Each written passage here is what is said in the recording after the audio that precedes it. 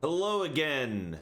We are now looking at Dausegne, the second boss that we opted for in my raid team in Sepulchre of the first ones. This is on heroic difficulty, looking at it from a feral POV. I'll take you through kind of looking at this from a feral perspective. The talents that you would play are this.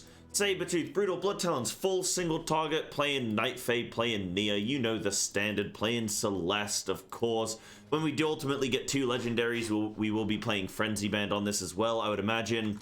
As there is technically a second mob that will be spawning throughout the fight, but Deep Focus I don't think is going to end up being played too much. So this fight is very simplistic. It's very much like a group fight. It's not really too much that you have to do. Personally, as a feral, like, there's nothing that's going to target you that you have to deal with. This is just the group needs to stack up and move as a team, and that's all you need to be careful of. So, Berserk on pull on this one. I believe, if I'm thinking correctly, this is a 2 Berserk fight. I think it's something around a 4-minute mark.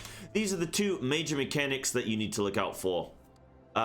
So, you have this Obliteration Arc, which is going to spawn these beams, like, over time. And then they're going to start exploding in the same order that they started appearing in. So you want to be careful of that. That can be baited towards, say, the edge of the room if you wanted to, if you were very meticulous with that. However, be careful of going too close to the edge here, because we got this kill in the second attempt. We had an issue where Dausegne was too close to the edge, and so the Domination Core got summoned outside of the boss room, and it reset the boss for us. So technically that was a wipe. So be careful of doing that if you do want to bait the beam. Also, you then have this like halo that's going to be coming out.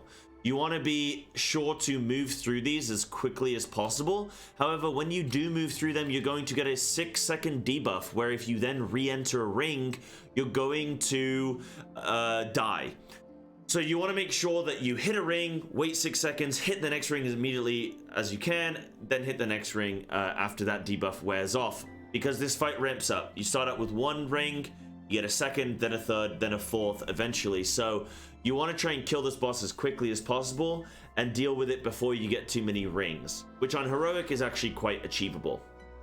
So you want to always try and be positioned near these pylons that are active. The way that you know they're active is because there's like the boss throws orbs at them and they're all like corrupted. So when you want to be closest to that orb, then I believe, I actually don't know if it goes counterclockwise or if it goes like north, south, east, west or what, so I'm not going to comment on it. I can't remember the exact order, but I believe there is an order. I think it goes east, west, north, south or something like that. So just be aware. The next mechanic that you want to look out for is this, I remember this like focus ray, the staggering barrage here. So this is going to target a specific player. That player then needs to move out. Think of it similar to like the first boss in Sanguine Depths, right? Where you want to, Cruxus, where you want to make sure that you all stack as a team so that when the barrage hits, everyone's soaking this. Actually, it's very similar to Denathrius, if you remember the Denathrius beam. So you want to be careful of that. The whole team can, or you want to do like half a team stack on one beam, half the team stack on the other beam. If you go and soak the one beam, one barrage, and then you go and soak the next barrage afterwards, you will die.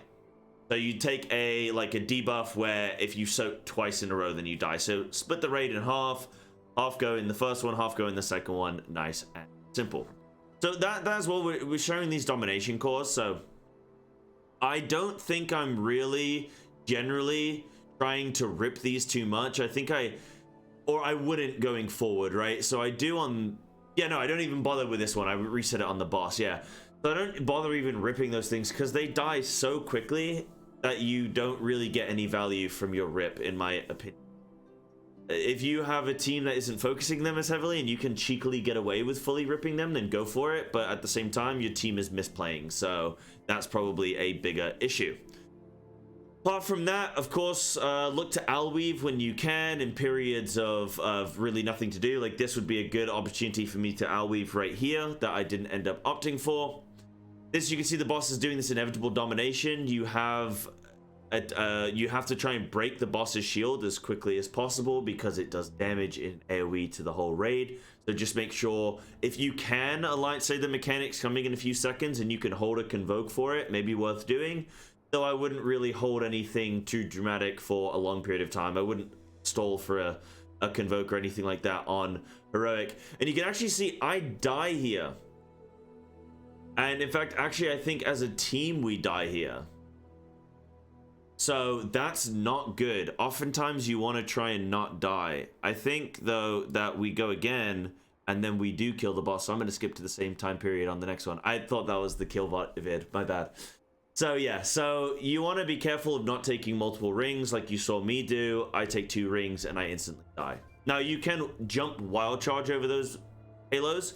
You can also soul shape over them, so be aware of that. If you want to get over one quickly or you need to save that as a panic button, then definitely look to do that. Apart from that, on this fight, I believe I said it's a 2 Berserk fight, so Convoke on cooldown, try and align your 3rd Convoke with your 2nd Berserk.